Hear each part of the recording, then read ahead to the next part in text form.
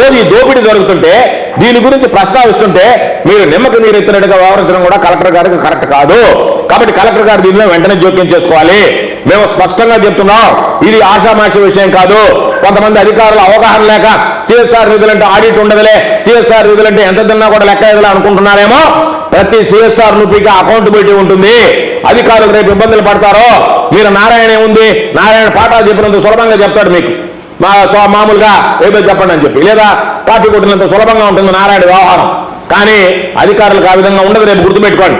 మీరు అనుకుంటున్నారా ఎల్లకాలమే కూటమి ప్రభుత్వం ఉంటుంది, ఎల్లకాలం మేమే అధికారం ఉంటాం, మమ్మల్ని అందరూ కాపాడుతాను అనుకుంటున్నారా? అది పొరపాటు. మీరు ఇప్పటికే చాలా పొరపాట్లు చేశారు. కాబట్టి మరలా మేము చెప్పేది, దీని మీద చంద్రశేఖర్ రెడ్డి గారు పూర్తి వివరణ ఇస్తాడు. పూర్తిగా మీ ద్వారా ప్రజలు కూడా, నగర ప్రజలు కూడా తెలియజేస్తారు ఏ విధంగా దోపిడీ జరుగుతుంది నారాయణ జమానాలు అనేట్టు కూడా మీకు తెలియజేస్తారు. కాబట్టి నేను మరలా కోరుకునేది, మీ దోపిడీ గురించి ప్రశ్నించినప్పుడల్లా మీరు రకరకాలైనటువంటి ఆలోచనలు కాకుండా వాస్తవాలను తెలుసుకుని ప్రజల దగ్గర నుంచి ముక్కుపిండి వసూలు చేసినటువంటి డబ్బు కానీ, సిఎస్ఆర్ నిధుల ద్వారా తెచ్చినటువంటి డబ్బు కానీ అకౌంటబిలిటీతో వ్యవహరించండి తప్ప చెట్టుకు 12,000 రూపాయలంటే నగర ప్రజలందరూ నవ్వుకుంటున్నారు మిమ్మల్ని చూసి. ఏంద్రానైనా చెట్టుకు 12,000 రూపాయలు అని చెప్పి చెట్ల మీద దోచుకునేటువంటి వాళ్ళు చెట్టు మీద కూడా, చెట్ల మీద కూడా వదలకుండా మిగతా అన్ని దోచుకున్నారు. నామినేషన్ వర్క్ ప్రభుత్వ ఆర్డర్ క్లియర్గా ఉన్నాయి. ఆర్డర్స్ ఏమని, ఒక వర్క్ స్ప్లిట్ చేయకూడదు. ఒక వర్క్ మీరు తీసుకునేటప్పుడు నామినేషన్ అనేటువంటిది ఎప్పుడు వస్తుంది? 5 లక్షల లోపల ఉండేటువంటి వర్క్ నామినేషన్. దానికోసం మీరు 1 కోటి రూపాయలు పని 20 మందికి 20 లక్షలుగా 5 లక్షలుగా విభజించేస్తారా? ఎక్కడన్నా జరిగిందా? రేపు మీ ఉద్యోగాలు నిలుస్తాయా?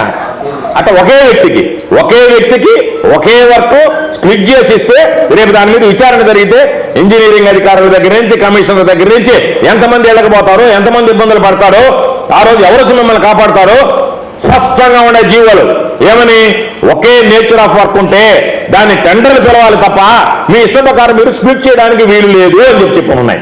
అటువంటి దాన్ని మీరు స్ప్లిట్ చేస్తా, కోట్లాది రూపాయల వరకు నామినేషన్ పద్ధతిలో ఇస్తా, కోట్లాది రూపాయలు వెచ్చిస్తామని చెప్పి చెట్ల పేరుతో దోపిడీ చేసుకుంటా, ఆ చెట్లు చూస్తే ఒకటి ముందు నువ్వు చెట్టు బాధ్యతవి. ఆ ఇల్లు కట్టుకునేటప్పుడు ఏం చేస్తాడు? ఆ చెట్టు కొట్టేసి ఇల్లు కట్టుకుంటాడు. లేదా నువ్వు తీసుకుని ఈశాన్యంలో చెట్టు నాటితే ఆయన గేటు పెట్టుకునే దగ్గర ఆ చెట్టు కొట్టేస్తాడు. నువ్వు ఎంత వృధా చేస్తున్నావు, ఎంత అవసరం అవుతుందో తెలియకుండా పంపిణీ. నీ డివిజన్లో నీకు 50 చెట్టు, నీ జోబులో డబ్బులు ఉంటాయి, ప్రభుత్వ డబ్బులు ఇవ్వడానికి నువ్వెవరు?